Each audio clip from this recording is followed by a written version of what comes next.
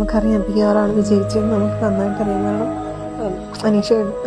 അനീഷേട്ടൻ്റെ ആയിരുന്നു വിൻജാണ് ഒരുപാട് പ്രതീക്ഷ.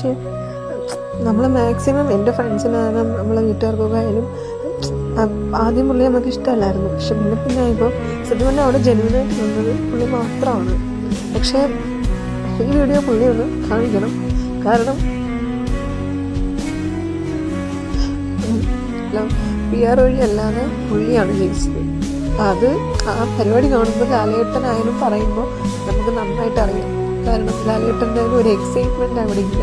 അനുമോൾക്ക് കിട്ടിയാലും അനുമോളുടെ മുഖത്തൊരു എക്സൈറ്റ്മെൻറ്റ്. കാരണം അനുമോൾക്ക് ഓൾറെഡി അറിയാം ഇതാണെന്ന്.